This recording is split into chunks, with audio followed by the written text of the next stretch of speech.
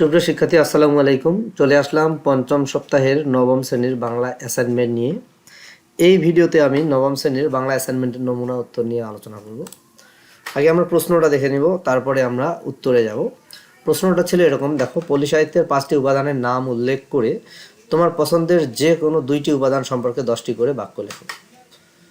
5টা উপাদানের নাম লিখতে হবে এবং 2টা পছন্দের উপাদান সম্পর্কে 10টি করে বাক্য লিখতে হবে।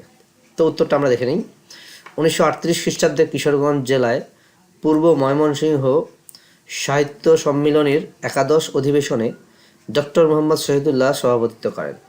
এই সম্মেলনে সভাপতি হিসেবে তিনি যে ভাষণ দেন তারই পুনর্লিখিত রূপে পল্লী সাহিত্য প্রবন্ধটি পল্লী সাহিত্য প্রতিটি জাতির ঐতিহ্য, সংস্কৃতি, গ্রামের অশিক্ষিত স্বল্প শিক্ষিত মানুষের মনের আবেগ ও তাগিদে রচিত পল্লী সাহিত্য। পল্লী সাহিত্য বিভিন্ন উপাদান নিয়ে গঠিত। পল্লী সাহিত্যের বিভিন্ন উপাদানের মধ্যে কোনোটি পল্লীর প্রাচীন সম্পদ। পল্লী সাহিত্যের 5টি উপাদানের নাম নিচে উল্লেখ করা হলো।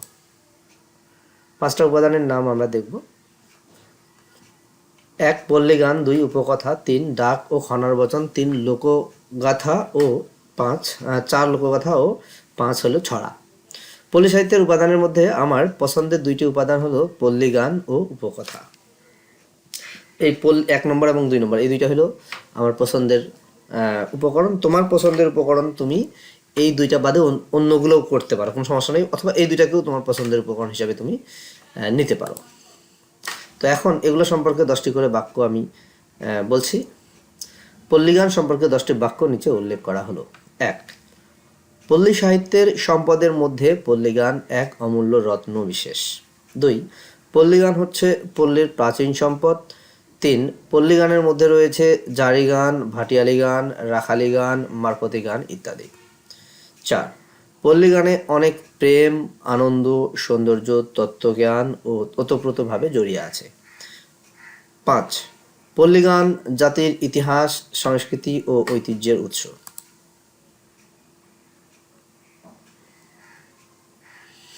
6 পল্লীর বুক জুড়ে ছড়িয়ে থাকা পল্লী গান মানুষের জীবনের কথা বলে। 7 পল্লী গানের মধ্যে ঘুম পাড়ানি গান সরস প্রাণের জীবন্ত উৎস। 8 শহুরে গানের প্রভাবে পল্লী গান এখন বর্বর চাষার গান বলে ভদ্র সমাজে পরিচিত। 9 পল্লী গানের এক অফুরন্ত ভাণ্ডার পল্লীর মাঠে ঘাটে ছড়ানো রয়েছে।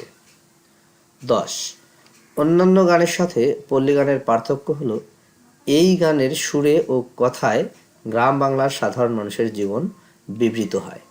এই হলো 10টা বাক্য, পল্লী গান সম্পর্কে 10টা বাক্য।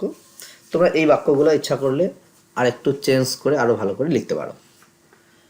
তারপরে দেখো, উপকথা সম্পর্কে 10টি বাক্য নিচে উল্লেখ করা হলো।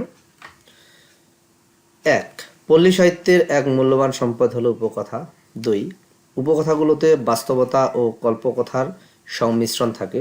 3 উপকথাগুলো এতই মনোহর, এতই চমকপ্রদ ছিল যে পল্লীগ্রামে বুড়ো বুড়ির মুখে কোনো ঝিল্লিমুখর সন্ধ্যাকালে তার নাতি নাতনিরা কথাগুলো শুনতে শুনতে ছেলেবেলায় ঘুমিয়ে পড়েছে। 4 উপকথাগুলো পল্লীর প্রাচীন সম্পদ।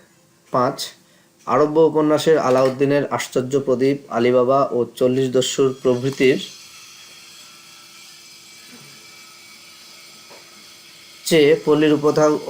চেয়ে পল্লীর উপকথাগুলোর মূল্য কোনো অংশেই কম নয়।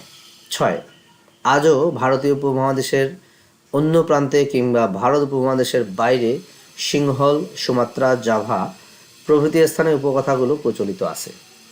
7 উপকথাগুলো সংগ্রহ করা এবং অন্য সভ্য দেশের উপকথার সাথে সাদৃশ্য নিয়ে বিচার করার জন্য গঠিত হয়েছে ফোকলোর সোসাইটি। 8 উপকথাগুলো নৃতত্ত্বের মূল্যবান উপকরণ বলে পণ্ডিত সমাজে গৃহীত হয়।